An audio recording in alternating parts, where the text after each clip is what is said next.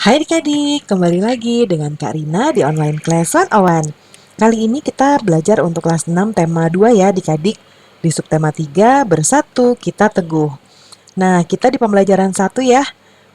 Pelajarannya ada bahasa Indonesia, kemudian IPA, IPS, di halaman 99 sampai dengan 107 ya.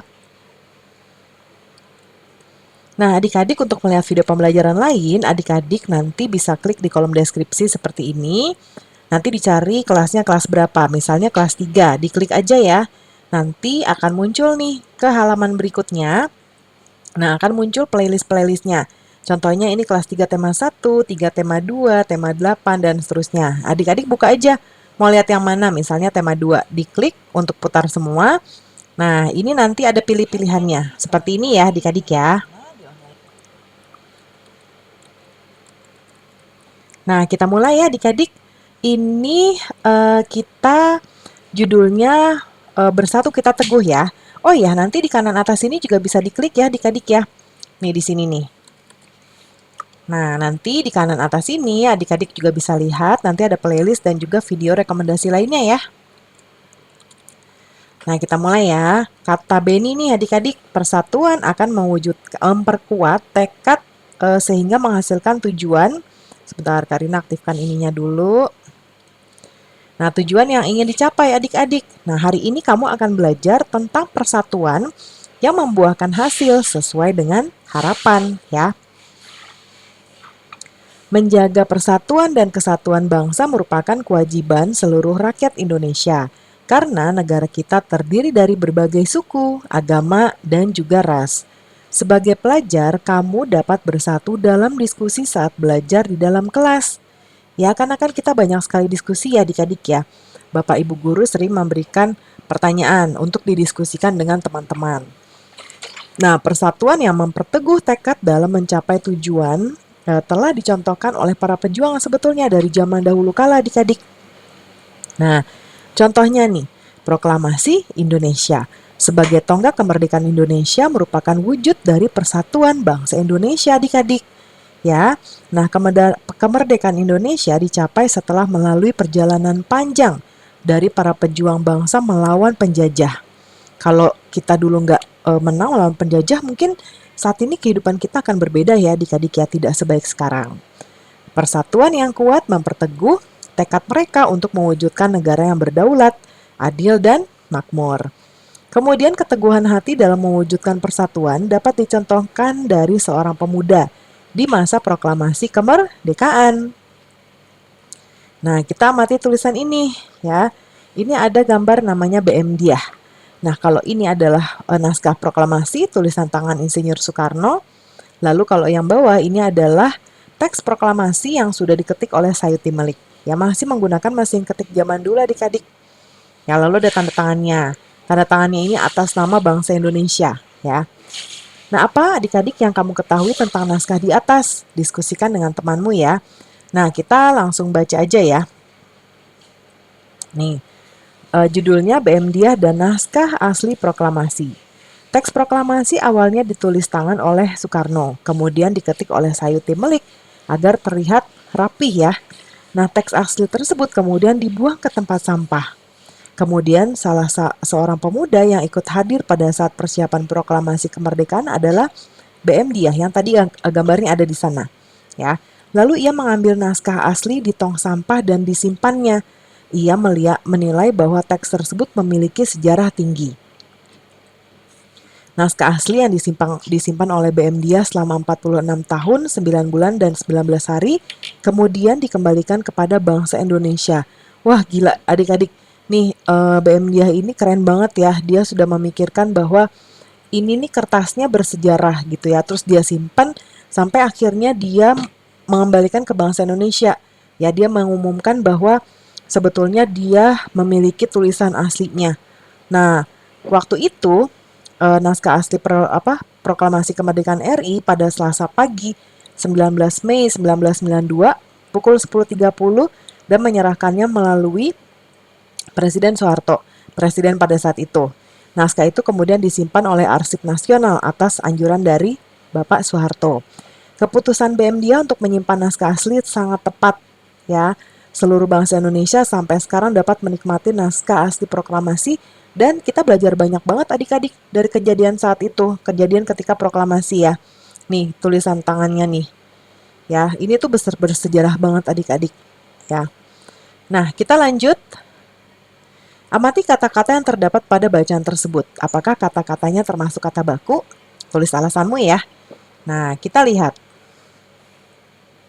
Jadi tulisan di teks tadi, teks BMDiah tadi, ini semuanya baku ya adik-adik ya. Tidak ada kata yang melenceng dari pedoman ejaan yang disempurnakan atau EYD, ejaan yang disempurnakan. Nah, sekarang diganti menjadi Pedoman Umum Ejaan Bahasa Indonesia atau PUEB ya. Nah, kemudian, tahukah kamu tentang kata baku? Bacalah penjelasan singkat berikut. Nah, kata baku adik-adik. Jadi ini biasanya digunakan dalam situasi resmi. Nah, penulisan dan pengucapan sesuai pedoman ejaan yang disempurnakan atau EYD ini ada kita bisa lihat di tabel bawah ini. Ya. Nah, kemudian di sini kita bisa lihat yang pertama contohnya nasihat. Ini tidak baku. Bakunya adalah nasihat. Lalu apotik. Dia tidak baku. Yang baku adalah apotek. Cuman ya, kayak misalnya Karina cuman mau bilang, nah cuman itu sebenarnya kata bakunya dari cuma.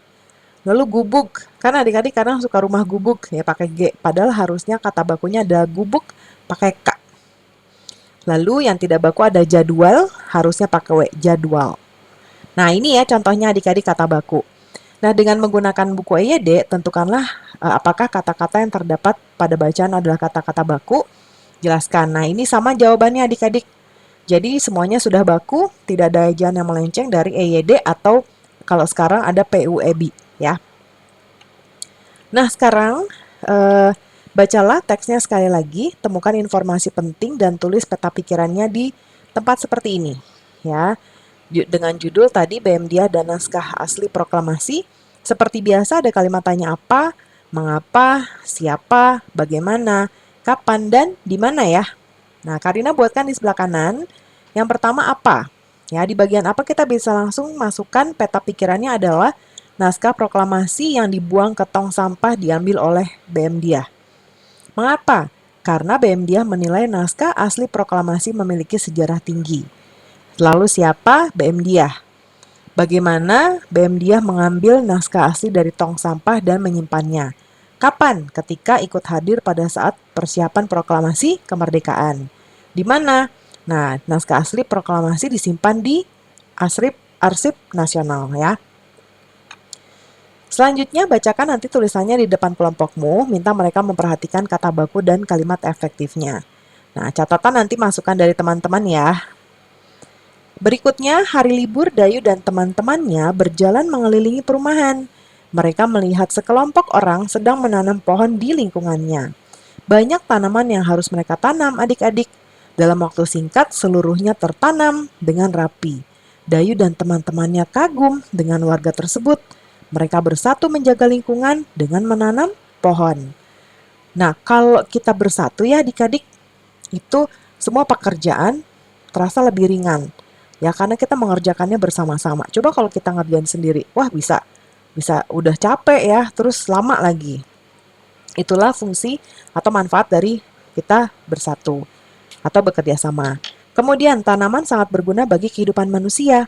Salah satunya yaitu ya buat membersihkan udara tentunya ya adik-adik, karena tanaman itu dia menghirup CO2. Manusia menghirup O2 oksigen. Ngeluarinnya, menghembuskannya itu ngeluarin karbon dioksida atau CO2. Nah, kalau tanaman kebalikannya, dia menghirup karbon dioksida dan mengeluarkan O2 atau oksigen ya. Nah, banyak penduduk Indonesia memanfaatkan tanaman sebagai pagar juga. Contohnya seperti ini ya. Nih, beluntas adalah tumbuhan semak. Tumbuhan ini bercabang banyak, berusuk halus, dan berbulu banyak. Beluntas dapat tumbuh di daerah kering, tanah keras, dan berbatu.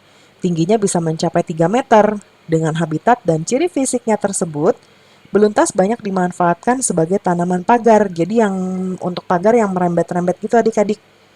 Beluntas banyak dimanfaatkan sebagai tanaman pagar ya. Nah, banyak rumah-rumah menggunakan beluntas sebagai pagar hidup ya. Selain tumbuhan, hewan juga berguna bagi kehidupan manusia adik-adik. Nah, kita lihat di sini ada hewan ya, keong sawah. Mungkin bisa disebut juga tutut. Nah, mungkin ada beberapa yang memakan kalau nggak salah ya adik-adik ya, dimasak gitu. Nah, mereka ini hidup di perairan dangkal yang berdasar lumpur. Jadi tuh yang perairan yang dasarnya tuh ini lumpur, ini air. Nah, dasarnya tuh lumpur ya. Nah, keong sawah banyak hidup di sawah, rawa-rawa, pinggir danau, dan juga di sungai yang kecil. Kemudian keong sawah berguna untuk membersihkan lumut di kolam ikan sebetulnya adik-adik. Ya, dia membersihkan lumut atau rumput yang biasanya tumbuh mengambang di atas air. Nah, kita baca informasi berikut. Manfaat hewan bagi manusia dan lingkungan ya. Yang pertama adalah untuk penghasil bahan pangan pastinya. Karena kita makan untuk bahan makanan untuk dimasak oleh ibu ya. Nah, seperti contohnya daging, kemudian telur, dan juga susu.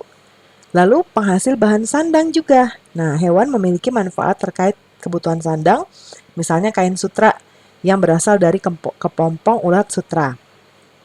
Kemudian domba juga bisa menghasilkan wool, ya. Kulit hewan seperti sapi dan kerbau juga dimanfaatkan dalam pembuatan jaket adik-adik. Kemudian penghasil bahan kerajinan. Nah, adik-adik tahu nggak kulit sapi dan kerbau itu dimanfaatkan sebagai bahan pembuatan wayang kulit. Adik-adik pernah lihat wayang kulit? Mungkin yang biasanya ada gareng ya kalau nggak salah yang gini misalnya nih. Nah gini nih badannya nih tangannya gitu ya. Ya kurang lebih kayak gini lah ya gambarnya adik-adik. Nih misalnya ini ya. Nah ini nanti ada kayak kayunya gitu ya untuk dia pegang. Dan ini nanti juga ada kayunya tangan kiri sama kanannya. Jadi bisa gerak-gerak gitu loh adik-adik ya. Itu namanya wayang kulit. Nah selain itu bulu angsa juga bisa dibuat kok ya. Kok itu dari bulu angsa. Kemudian juga penghasil pupuk organik. Nah, kotoran dari berbagai jenis hewan seperti sapi dan juga kambing dapat digunakan sebagai bahan pembuatan pupuk organik ya yang baik dan tidak membahayakan bagi lingkungan. Dan yang kelima adalah penghasil tenaga. Tenaga gajah dimanfaatkan untuk mengangkat kayu, kuda untuk menarik delman. Nah, kemudian kerbau juga untuk membajak sawah. Lalu kalau tumbuhan juga buat bahan makanan ya. Contohnya, apa namanya bahan makanan kalau ibu masak kan ada yang dari batang. Misalnya apa? Misalnya kangkung, bayam ya. Batangnya dipakai, daunnya dipakai, ada yang bunganya yang dipakai, ada yang buahnya, ada yang biji ya. Semua bermanfaat. Kemudian buat bahan sandang juga, yaitu serat kapas ya untuk membuat apa? Kain katun ya, buat membuat kain katun. Lalu juga bisa bahan bangunan. Kayu pohon jati adik-adik yang besar, pohon kelapa, pohon meranti juga untuk bahan bangunan. Kalau adik-adik pernah melihat orang ada kayu yang panjang-panjang, kotak-kotak seperti ini ya, persegi panjang gitu. Nah, itu dari pohon. Lalu bahan obat juga. Ya, banyak tanaman dimanfaatkan untuk obat. Jahe buat kalau adik-adik batuk, tenggorokan serak atau sakit, nah itu buat minum jahe enak. Daun kumis kucing untuk mengobati ginjal. Kemudian daun jambu biji untuk diare ya. Dan juga ada bahan baku industri, contohnya yaitu getah karet untuk pembuatan ban, getah pinus untuk industri cat, kayu pinus untuk industri kertas, buah kelapa sawit untuk bahan industri minyak goreng ya yang digunakan ibu untuk menggoreng. Lalu bisa juga untuk bahan pewarna alami. Tanaman yang bisa digunakan untuk pewarna biasanya adalah sawi untuk warna hijau dan pandan juga ya. Wortel untuk jingga dan kunyit untuk berwarna kuning. Dan juga bisa untuk menjaga kualitas air, yaitu tanaman bakau adik-adik. Dia sebagai penyaring alami dari air laut menjadi air tawar ya. Nah sekarang dalam berkelompok berjalanan mengelilingi halaman atau lingkungan sekolah. Pilih satu jenis tanaman dan hewan. Amati habitatnya ya adik-adik ya. Lalu tulis manfaatnya juga bagi manusia. Jadi buatnya nanti seperti ini ada tabelnya. Habitatnya taruh di sini, manfaatnya taruh di sini. Tuliskan ya. Nah, hewannya apa? Kak Rina, karena nggak muat di sini, Kak Rina buat di kanan ya, seperti biasa. Yang pertama, Kak Rina buat ayam. Habitatnya di mana? Dataran lapang yang kering, namun bisa juga tempat yang lembab. Manfaatnya untuk manusia sebagai makanan baik dagingnya ataupun telurnya. Kemudian untuk tumbuhan, Kak Rina pilih pisang. Habitatnya di darat, manfaatnya adalah sumber karbohidrat dan vitamin A bagi manusia ya. Pisang ini bisa dibikin pisang goreng, pisang rebus, atau dimakan gitu aja juga enak ya adik-adik. Lalu diskusikan nanti hasil pengamatannya ya adik-adik. Ada yang berbeda nggak? Nah, lalu nanti tulis informasinya di tabel berikut. Tapi ini nanti dijawab sendiri ya, karena kan sesuai dengan pengamatan hasil teman ya. Jadi Karina belum bisa jawabkan. Lalu nanti serahkan laporannya ke Bapak Ibu Guru. Selanjutnya, setelah proklamasi kemerdekaan, bangsa Indonesia menjadi bangsa yang merdeka tentunya adik-adik. Merdeka dari segala bentuk penjajahan. Setiap warga negara berhak untuk menikmati kemerdekaan tersebut ya. Namun, kita berkewajiban pula untuk menjaga kemerdekaan kita. Nah, kemerdekaan yang diraih dapat mewujudkan rakyat yang makmur dan sejahtera karena mereka bebas berkarya dan juga menambah wawasannya. Coba kita amati gambar berikut. Ya, yang ini sedang apa ya ini adik-adik? Rumput ya. Yang ini juga lagi belajar. Nah, jadi gambar tersebut mencerminkan rakyat yang sejahtera. Mereka menikmati kemerdekaan dalam memperoleh kebebasan dalam melakukan pekerjaan dan juga memperoleh pendidikan seperti gambar di sebelah kanan. Nah, ada pertanyaan, apa pengaruh kemerdekaan bagi petani dan pedagang? Karina jawabkan sebelah kanan. Yaitu setelah merdeka tidak ada lagi pajak tinggi yang harus mereka bayar. Mereka juga mendapatkan harga yang sesuai untuk bayar barang yang mereka jual. Lalu pengaruhnya bagi pelajar, setelah merdeka semua orang bisa belajar ya, tanpa harus memandang status sosial. Kalau zaman dulu itu, yang boleh belajar tuh yang laki-laki. Ya contoh R.A. Kartini, dia berjuang sedemikian rupa sehingga perempuan atau wanita tuh bisa belajar ya. Karena dahulu tuh yang punya tingkat istilahnya keluarganya dari keluarga bangsawan, keluarga ningrat ya kalau zaman kita dulu.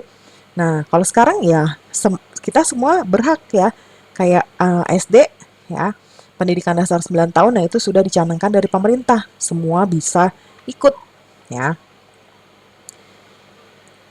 Kemudian ada lagi masih apa yang harus dilakukan agar rakyat sejahtera. Apa yang harus dilakukan rakyat agar sejahtera? Nah, yaitu saling membantu dan mengutamakan kepentingan bersama atas kepentingan pribadi. Ya, karena kalau kepentingan bersama sudah terpenuhi, kepentingan pribadi bisa terpenuhi juga ya. Nah, diskusikan jawabanmu dengan kelompokmu, tulis 3 kegiatan yang dapat kamu lakukan agar kamu berhasil sebagai pelajar.